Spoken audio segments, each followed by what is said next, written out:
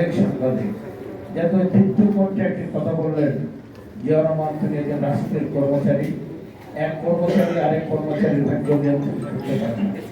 তার জন্য জনগণের প্রতিনিধিত্ব লাগে, জনগণের মালিক থাকে।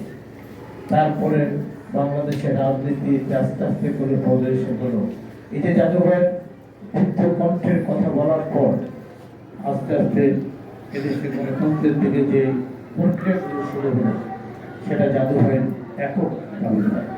তাই আজকে বলতে চাই, এমনি একজন সাহসী, এমন একজন তৃতীয় কণ্ঠের মানুষ যখন ফারাক্কা মার্চের মাওলানা আব্দুল হামিদ খান ভাসানীর নেতৃত্বে শুরু হলো, আয়োজকে ছিলেন উনি, কিন্তু প্রত্যক্ষ সহায়তা ছিল শহীদ প্রেসিডেন্ট জিয়া রহমান। বিশ্ববাসীকে এই সামনে তুলে আনা 1976 সাল ফারাক্কা মিছিল সারা পৃথিবীতে একটা সারা ফেলেছিল।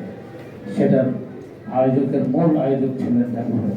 আজকে আমরা বলতে চাই, এমন এক মহান ব্যক্তি এর পরবর্তী পর্যায়ে যখন আস্তে আস্তে করে রাজনৈতিক প্রক্রিয়াগুলো শুরু হয়, দেশে গণতন্ত্র প্রক্রিয়া শুরু হয়, একটি নতুন পোলারাইজেশন হয়, আওয়ামী লীগ যখন রাষ্ট্রীয় ক্ষমতা থেকে বিতাড়িত, শেখ মুজিব মৃত্যুবরণ করেছেন।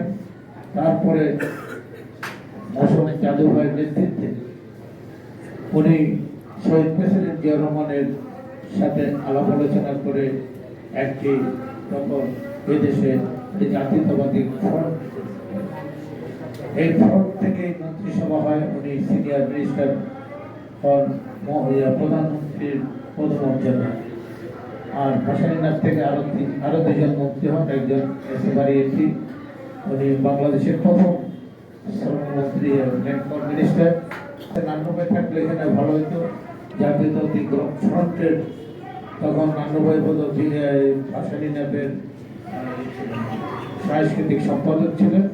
উনি এই ফ্রন্টের ঘোষণাপত্র নান্নভাই হাতে রচিত, জাদুভাই দায়িত্ব দিয়েছিলেন। এমন এই ফ্রন্ট থেকে শহীদ প্রেসিডেন্ট জিয়া রহমান রাষ্ট্রপতি প্রার্থী হলেন। আরেকদিকে গণতান্ত্রিক আরেকটি ফ্রন্ট হল আওয়ামী লীগের নেতৃত্বে। সেই ফ্রন্টের প্রার্থী ছিলেন মুক্তিযুদ্ধের সর্বাধিনায়ক জেনারেল ওসমানী। উনি নৌকা প্রতীকে এবং এই পল্টন জনসভায় আমি তখন জাতীয়, এই যে আজকে জাতীয়তাবাদী ছাত্রদল, জাতীয়তাবাদী যুবদল বলেন, এই জাতীয় যুবদল মাওলানা ভাসানীর বসে জাদু ভাই দেওয়া এই জাতীয় যুবদল, আমি সেই জাতীয় যুবদলের তখন কেন্দ্রীয় নেতা আব্দুল সালাম পিন্টু এবং অন্যরা ছিলেন। জাদু ভাই মূল ভাসানী নেতা ছিলেন।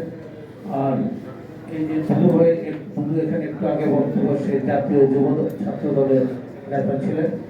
এই জাতীয় ছাত্রদল, জাতীয় যুবদল যখন একটি ফ্রন্ট হয়ে জাতীয়তাবাদী দল গঠিত হয়, তখন এই নামগুলো এখান থেকে আসে।